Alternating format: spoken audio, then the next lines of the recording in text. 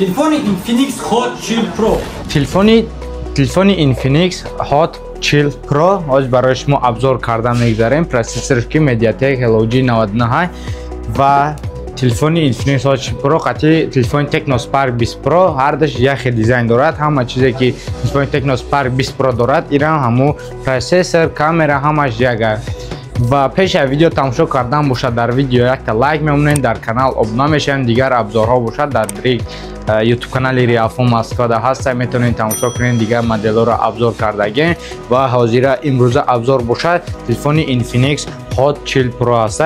5000 мАч батарейка дорад, 108 мегапиксел основной камераша, фронтальный камераш бошад 32 мегапиксел ва ин телефонҳоро бошад камераша, фронтальный камера, основной камера, бозӣ кардан да бозии PUBG, бозии мошинбозӣ, короче полни барои шумо тест кардан мегзарем.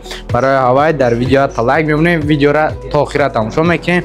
ин телефон бошад 5000 мАч батарейка дорад, корпус пластмас, пай даст намеорад, матви ва ҷои зарабнакш бошад ай поён Type-C, ҷои наушник дорад ва ай поён ва ай боло колонка дорад.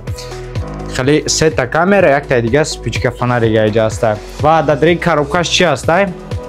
Коробкаи сабз ва 256 гигабайт память дорад, пештарак бил ва фронтальный камераш бошад, метавони парол монӣ Face ID.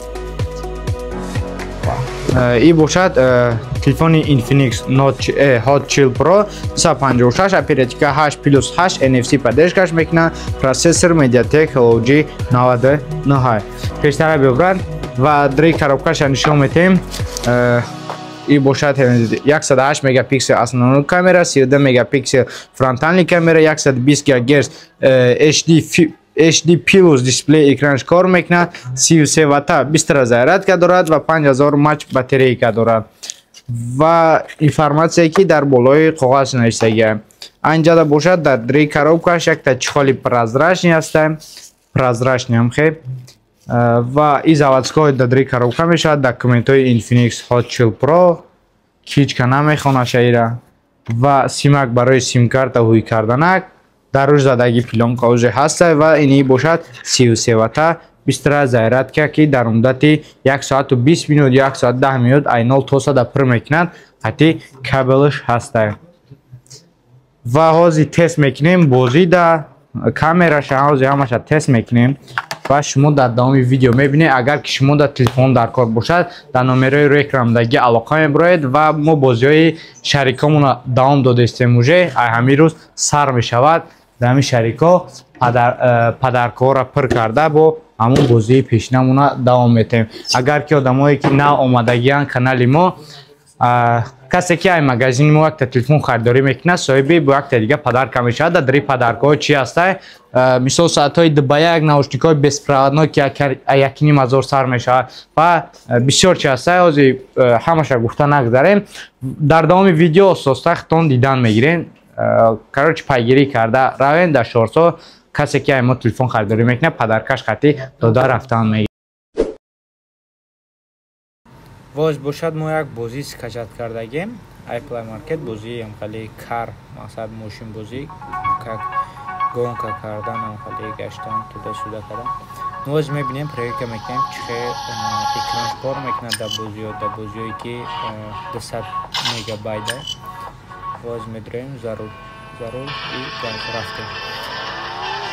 тарзи коркуниш экранаш кор бинем ва дар комментария нависем чихе кор мекунем. ва фикри наша ай пеш да даст бихапем ва реальни бо дигар чем ай видео тамошо кардан меёфтам ва реальни бо дигар тарзи тавофриш, тарзи садгастиш, реальни бо дигар.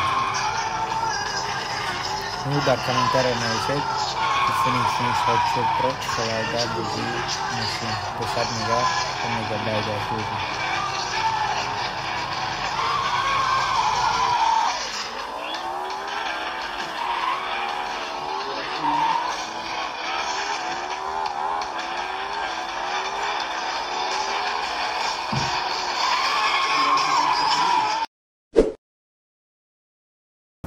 вай бошад мо бериб омадем барои тест кардани камераш бе микрофон телефони Infinix Hot Chill Pro 108 мегапиксел камера дорад. Ана бошад оз мо сёнка кардем ба телефони Infinix Hot Chill Pro 108 мегапиксел, фронтални камера бошад 32 мегапиксел ай. Вот тарзи сёнка карданаш оз мо сёнка кардем ба телефони Infinix Hot Chill Pro 108 мегапиксел, фронтални камера бошад 32 мегапиксел ай. Вот тарзи сёнка карданаш мо бе микрофон бериб омадагем. Вот дар бера торговый центр Зеленый. Ана бошад фронтальный камера 32 мегапиксел камера дорад. Тарзи камераш ман мегум дар ҳамиқа нархи телефон хеле соз сёнка мекунад. Микрофонашам соза. Ну дар комментария нависен ки чӣ хеле микрофонаш. Ва бошад мо ба иса сёнка кардем телефони Infinix Hot Chill Pro ра. И бошад основной камераш 108 мегапиксел стабилизатор шахтон баҳо бутен ки чӣ кор мекунад. Вот дар рай истодагем ва микрофон без микрофоне мо тарзи сёнка кардани 108 мегапиксели Infinix Hot Chill Pro.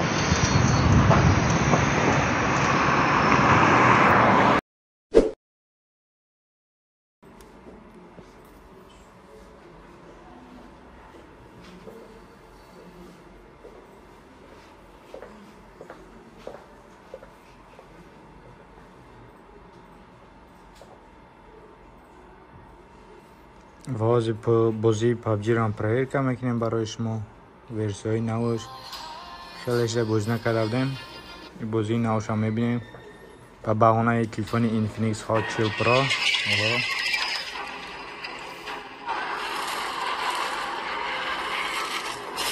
Якума як саат реклама тамошо мекунем. Ва настройкаш мебирем телефони Infinix Hot Chill Pro марам якум бор дидам дадри настройкаш чанд FPS мебардоштан шаҳози ҳамаша мебинем. Ами звук камера букшим. Ва иҷа бошад рафтем висока плавно мемонем ултра. И бошад 45 FPS мебардорад. Ултра плавно лобирам бошад амхи настройкаш мекунем. Шамушад ҳамихе. Вот настройка кардем шидем телефона. ва метонем бозирам кунем.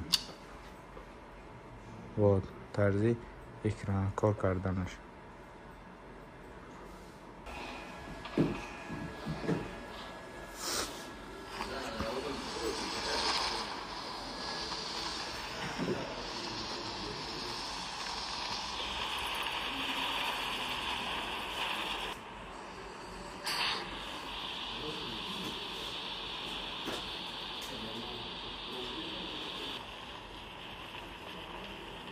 ва ина мо фуро омадем ки та картаи нава мебинед ба я баҳона чихе картҳои соз дорад надорад.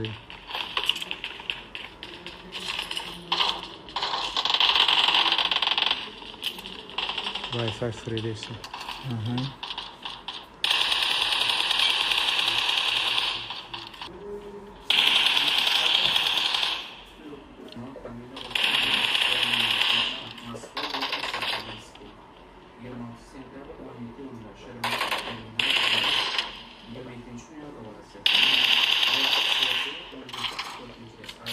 Следующая станция Бутырская. вақте ки шумо дар станция Бутырская мерасед, ай вахиди сеюм ва чорум ба берун мебуроед. Вахиди сеюм ва чорум шуморо ба тарафи торговый центр Зеленый раҳнамоӣ мекунад. Ай лестница полни ба боло мебуроед ва тарафи даст чап гардиш мекунед. Дар иҷа бошад сеюм ва чорум вахид нишон дага, шумо тарафи вахиди чорум ба берун мебуроед ва гардиш мекунед. Баъди гардиш кардантон шумо аллакай торговый центр Зеленийро мебинед ва дохили торговый центр Зеленый кишиден шуморо магазини Realfon пешвоз мегирад. Марҳамат дар омода харидтонро ба анҷом расонед. Омодаи шуморо интизоре.